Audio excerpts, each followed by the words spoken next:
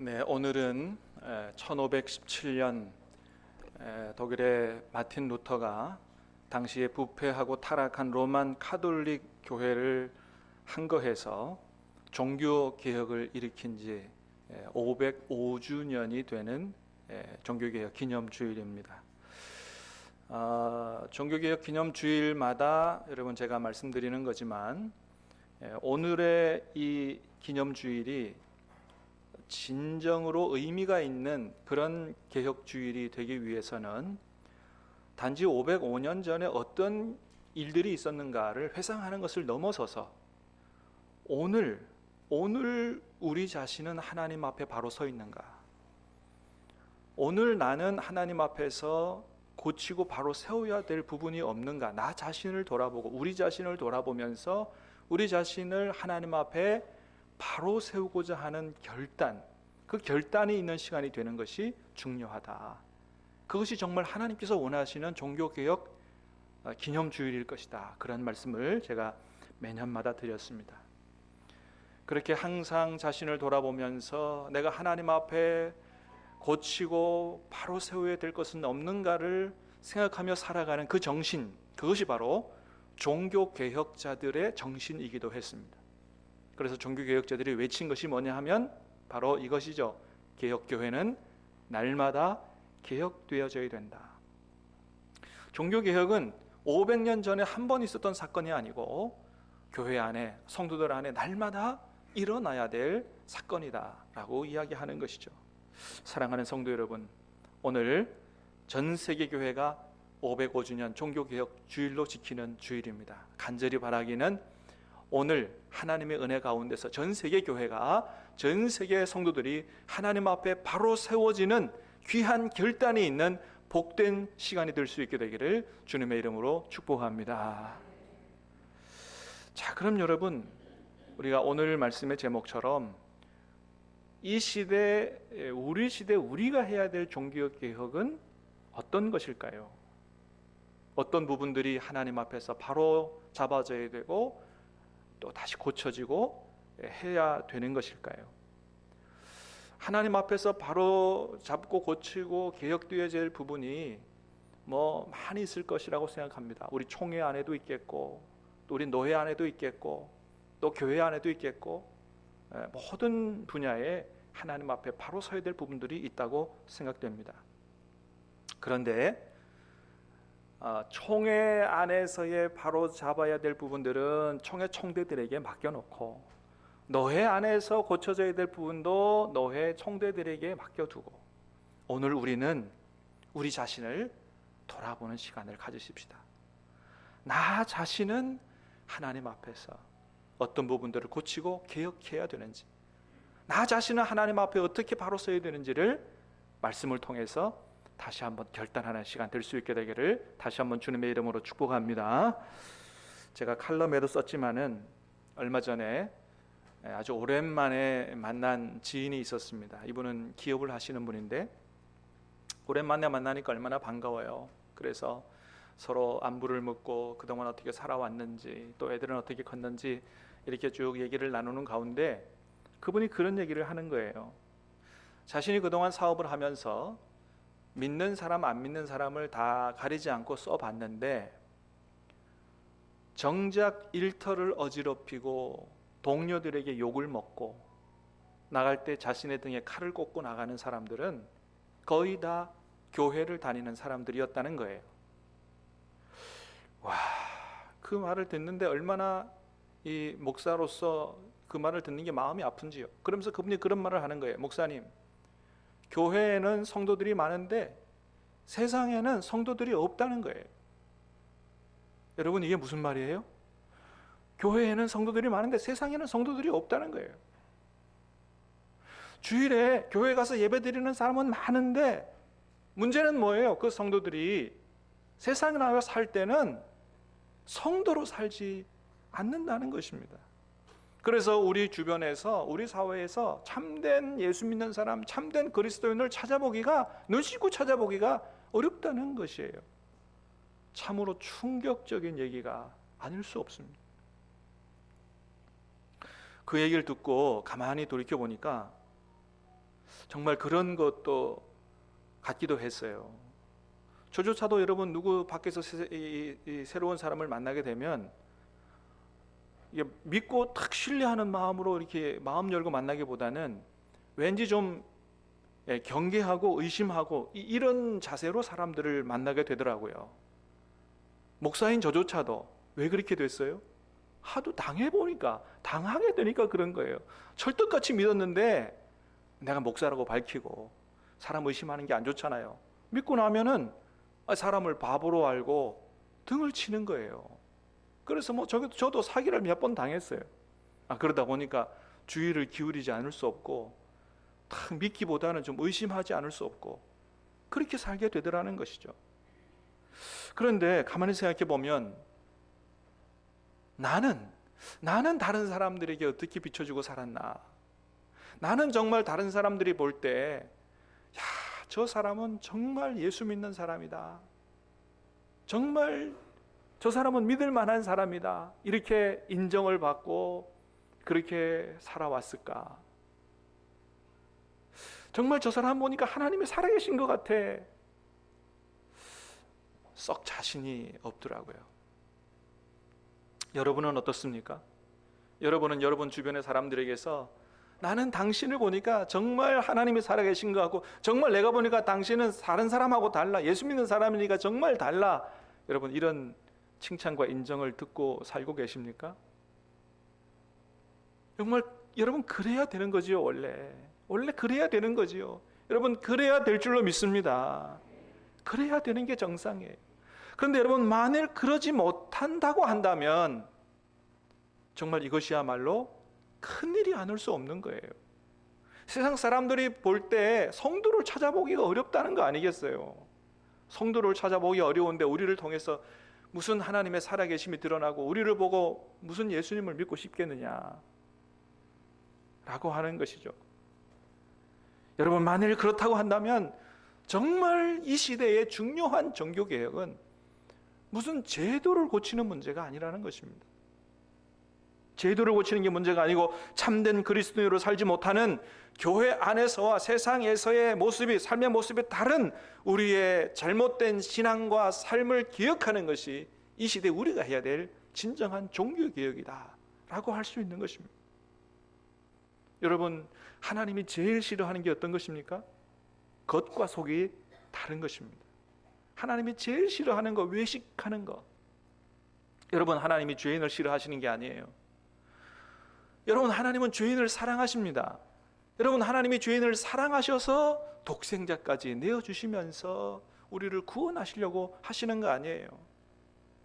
우리의 죄를 용서해 주시기를 기뻐하시고 죄인 하나가 회개하고 돌아올 때 의인 99보다도 기뻐하시는 하나님이 바로 우리 하나님이신 것이죠. 죄인을 싫어하시는 게 아니에요. 그런데 주님은 서기관과 바리새인들은 아주 지독히도 싫어하셨어요.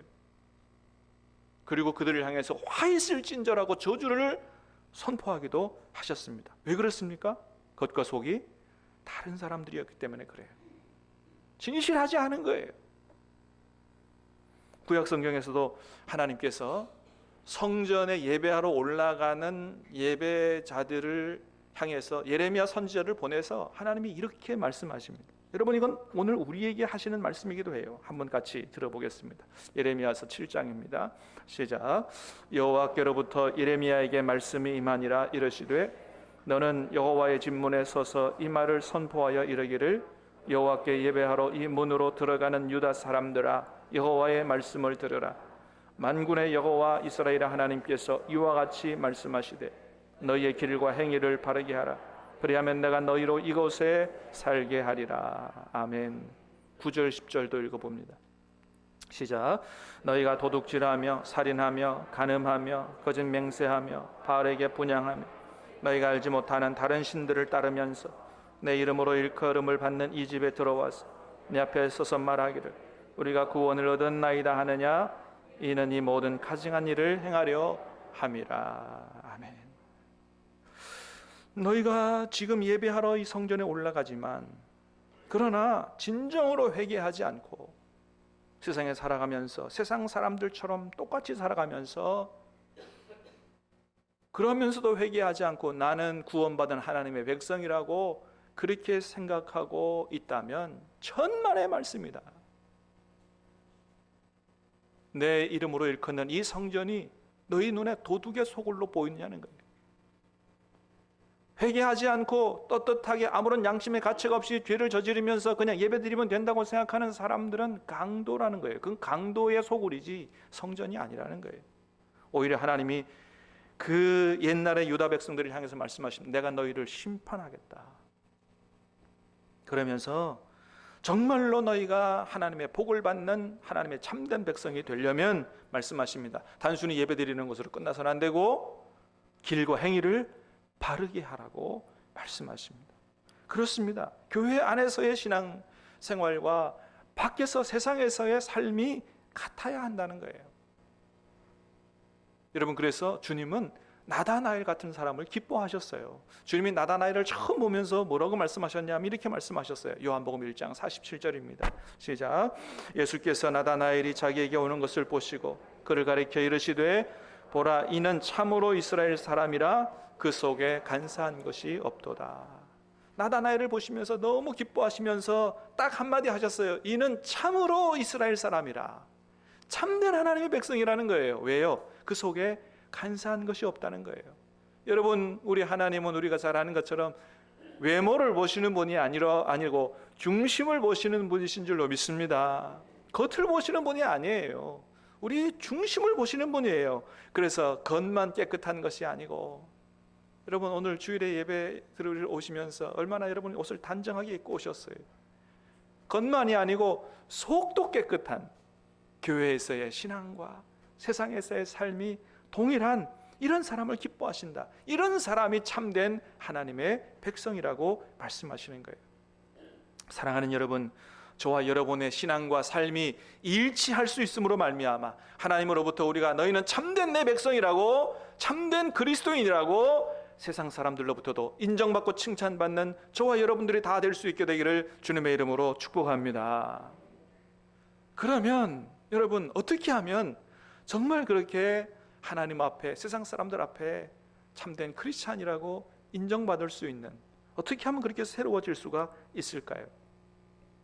몇 가지 말씀을 들어봅니다. 첫 번째는 우리가 진정한 그리스도인이 되려면 우리 먼저 마음이 새로워져야 된다는 것입니다. 우리 마음이 달라져야 된다.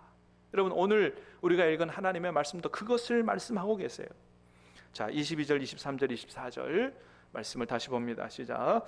너희는 유혹의 욕심을 따라 썩어져가는 구습을 따르는 옛사람을 벗어버리고 오직 너희의 심령이 새롭게 되어 하나님을 따라 의와 진리의 거룩함으로 지으심을 받은 새 사람을 입으라. 유혹의 욕심을 따라 썩어져가는 구습을, 옛사람을 벗어버리고 오직 너희의 심령이 새롭게 되어 하나님을 따라 의와 진리의 거룩함으로 지으심을 받은 새 사람을 입으라. 그렇습니다. 우리가 옛사람을 벗어버리고 새 사람을, 하나님을 따라 지으심을 받은 새 사람을 입으려면 먼저는 너희의 심령이 새롭게 되어야 된다는 거예요. 마음이 새롭게 되어야 된다는 거예요. 여러분, 우리가 22절부터 읽었습니다만 그 앞절에서도 그런 말씀하세요. 불신자들의 문제가 뭐냐? 한마디로 말하면 마음이라는 거예요. 17절 18절 시작. 그러므로 내가 이것을 말하며 주 안에서 증언하노니 이제부터 너희는 이방인이 그 마음에 허망한 것으로 행할 같이 하지 말고 그들의 총명이 어두워지고 그들 가운데 있는 무지함과 그들의 마음이 굳어짐으로 말미암아 하나님의 생명에서 떠나 있도다. 아멘. 그래요. 세상 사람들의 마음은 허망한 마음이요, 굳어진 마음이라는 거예요. 허망한 마음, 굳어진 마음, 그런 마음을 가지고 있으니까 19절처럼 살게 된다는 거예요. 19절 시작. 그들이 감각 없는 자가 되어 자신을 방탕에 방임하여 모든 더러운 것을 욕심으로 행하되. 그 마음이 허망해요. 뭔가 공허합니다. 참된 진리를 알지 못해요. 그러니까 만족을 얻기 위해서 자신의 욕심을 방탕에 방임하는 거예요. 더러운 것을 욕심으로 취하는 거예요. 무엇이 옳고 그른지, 무엇이 선한 것이고 나쁜 것인지 분간이 안 되는 거죠. 그저 내가 기뻐하고 내가 좋은 것이면 다 하는 것이죠. 이방인의 마음에 허망한 마음, 굳어진 마음으로 살면 이렇게 살게 된다는 거예요. 그래서 우리는 이런 마음 가지고 살면 안 된다는 것입니다. 여러분, 그런데 문제는 뭐예요? 우리 마음이 우리 마음대로 안 된다는 게 문제예요. 우리가 마음대로 참 마음 먹은 대로 살면 그렇게 하면 좋은데 이게 마음대로 안 된다는 거예요. 여러분, 그렇잖아요. 지금 우리가 이렇게 하나님 말씀을 들을 때는 야, 그래, 내가 정말로 이렇게 살면 안 된다. 내가 다시는 이제는 죄짓지 말아야지, 세상에 나가서 하나님의 뜻대로 살아야지 라고 마음을 먹지만은 또 세상에 나가 살다 보면 그게 안 된다는 것이죠. 그래서 진짜 우리가 변화되려면 결단이 아니고 우리의 마음 자체가 변화되어야 된다, 바뀌어야 된다는 것입니다. 사랑하는 여러분, 저와 여러분의 마음이 근본적인 것들이 변화될 수 있게 되기를 주님의 이름으로 축복합니다. 심령이 바뀌어야 된다는 거예요. 여러분, 그런데 에스겔서를 보니까 하나님께서 우리의 마음을 바꾸어 주신다라고 말씀하고 있어요. 에스겔서 36장 26절 시작. 또 새 영을 너희 속에 두고 새 마음을 너희에게 주되 너희 육신에서 굳은 마음을 제거하고 부드러운 마음을 줄 것이며. 아멘. 할렐루야. 하나님께서 말씀하십니다. 새 영을 너희 속에 두고 새 마음을 너희에게 주되 굳은 마음을 제거하고 부드러운 마음을 줄 것이다. 우리가 우리 마음 자체를 어떻게 못하는데 하나님께서 우리 마음에 굳은 마음을 제거해 준다는 거예요. 새로운 마음을, 부드러운 마음을, 옥토박과 같은 마음을 준다는 것입니다. 여러분, 그래서 우리가 새로운 마음으로 완전히 변화되려면 어떻게 해야 돼요? 하나님 앞에 엎드려야 되는 것입니다. 정말 하나님 나를 긍휼히 여겨 달라고, 내가 내 마음으로 내가 어떻게 결단해도 안 되는 이 나의 근본적인 문제를 하나님 치유해 주시고 우리 마음을 바꾸어 주시고 정말로 새로운 마음으로 새롭게 살아갈 수 있도록 나에게 은혜를 베풀어 달라고 하나님 앞에 엎드려야 되는 것입니다. 여러분, 하나님의 은혜로만 새로워질 수 있는 줄로 믿습니다. 하나님 앞에 엎드려야 돼요. 두 번째는 날마다 말씀으로 살아야 된다라고 하는 겁니다. 여러분, 말씀이 아니고는 우리가 우리 자신을 제대로 돌이켜 볼 수가 없어요. 하나님께서 우리에게 새로운 마음을 줘도 이 새로운 마음이 계속해서 이렇게 그대로 유지되면 좋지만은 여러분, 그렇지 않죠. 우리가 세상에 살다 보면 자꾸 이 사단의 꾀임에 빠지게 되고 세상의 유혹에 넘어지게 되고 그래서 자꾸 우리 마음이 더러워지죠. 그렇기 때문에 우리가 날마다 우리의 삶과 신앙의 거울이 되는 하나님의 말씀에 우리 자신을 날마다 비추어 봐야 됩니다. 여러분, 우리가 잠자고 나면 제일 먼저 하는 게 뭐예요? 거울 가서 먼저 보는 거죠. 거울. 자고 일어나서 거울 보고 또 밖에 나가기 전에 또 거울 보고. 거울이 없다면 어떻게 되겠어요? 우스꽝스러운 모습으로 이렇게 밥 먹다가 뭐가 묻었는지도 모르는 모습으로 막 돌아다니는 거죠. 집집마다 거울 없는 집이 어디 있어요? 여자들은 핸드백에다가 다 거울 넣어 다니고요. 거울 봐야 되는 것입니다. 여러분, 우리의 신앙과 삶을, 우리의 마음을 비추어 볼 수 있는 진정한 거울은 뭐예요? 하나님의 말씀인 것입니다. 그렇습니다. 그래서 우리가 하나님의 말씀을 날마다 묵상하고 그 말씀의 나를 비추어 볼 때 우리 안에 있는 모든 더러운 것들이 낱낱이 드러나게 된다고 말씀하고 있어요. 히브리서 4장 말씀입니다. 12, 13절 시작. 하나님의 말씀은 살아있고 활력이 있어 좌우의 날선 어떤 검보다도 예리하여 혼과 영과 및 관절과 골수를 찔러 쪼개기까지 하며 또 마음의 생각과 뜻을 판단하나니 지으신 것이 하나도 그 앞에 나타나지 않음이 없고 우리의 결산을 받으실 이의 눈앞에 만물이 벌거벗은 것 같이 드러나느니라. 아멘. 그렇습니다. 여러분, 하나님의 말씀은 살아있다 그랬어요. 좌우의 날선 어떤 것보다도 예리해서 우리의 아주 깊은 곳까지 찌르고 들어온다는 거예요. 마음과 생각의 마음의 생각과 뜻을 판단한다. 모든 것이 벌거벗은 것 같이 다 드러나게 된다. 여러분, 말씀 묵상하는 사람들은 이거 다 체험하는 것이죠. 말씀을 묵상하다 보면 하나님의 말씀이 살아 역사함으로 정말로 이제까지 누구에게도 한 번도 드러내 보이지 않은, 한 번도 얘기해 보지 않은, 그저 내 생각으로만 갖고 있었던 이런 생각들이 하나님 말씀 앞에 다 드러나는 거예요. 하나님 그걸 전곡을 찌르시는 거죠. 그거 그대로 갖고 있으면 안 된다, 회개해야 된다고 하나님께서 찌르는 거죠. 회개하지 않을 수가 없게 되는 겁니다. 하나님의 말씀이 우리 안에 들어와서 역사할 때 회개하지 않을 수 없고, 그 말씀을 따라 철저하게 회개하게 될 때 우리는 다시 새로워질 수가 있는 것입니다. 사랑하는 여러분, 우리 신함교회 성도님들은 날마다 말씀으로, 날마다 말씀 묵상으로 살아가는 저와 여러분 될 수 있게 되기를 주님의 이름으로 축복합니다. 말씀의 능력으로 새로워질 수 있게 되기를 주님의 이름으로 축복합니다. 그 외에는 다른 방법이 없어요. 성경에도 말씀하셨어요. 말씀으로 우리가 온전하게 된다 그랬지 결단으로 온전하게 된다고 하지 않으셨습니다. 그래서 또 다시 결단할 문제가 있다면 내가 오늘 다시 말씀 앞에 서리라, 이런 결단을 하셔야 되지, 내가 다시 착하게 살리라, 거룩하게 살리라, 안 된다는 것입니다. 오직 말씀의 능력으로, 주님의 능력으로 되는 줄로 믿으시기를 바랍니다. 마지막으로 그보다 더 중요하고도 완전한 방법이 있습니다. 그건 뭐냐 하면 우리 마음에 정말 주님을 주님으로 왕으로 모시는 것입니다. 정말 우리 마음속에서 주님이 주인 되시고 왕으로 다스릴 때만이 사단이 우리 안에 틈타지 않을 수가 있다는 거예요. 그래서 주님께서 날마다 우리에게 말씀하시는 거예요. 마음 문을 열라는 겁니다. 요한계시록 3장 20절 시작. 볼지어다 내가 문 밖에 서서 두드리노니 누구든지 내 음성을 듣고 문을 열면 내가 그에게로 들어가 그와 더불어 먹고 그는 나와 더불어 먹으리라. 아멘. 누구든지 내 음성을 듣고 문을 열면 내가 그에게로 들어가겠다. 그와 더불어 먹고 그는 나와 더불어 먹으리라. 여러분, 이거는 불신자들에게 하신 말씀이 아니에요. 요한계시록 3장의 이 말씀은 누구에게 하신 말씀이에요? 라오디게아 교회 성도들에게 하신 말씀이에요. 무슨 얘기입니까? 교회에 다니지만은, 교인이 됐지만 아직도 마음문을 열지 않고 주님을 영접하지 않는 교인들이 있다는 거예요. 여러분 어떻습니까? 여러분은 정말로 마음을 열고 주님을 여러분의 마음속에, 여러분의 인생의 주인으로 영접하셨습니까? 여러분, 이게 중요하다는 거예요.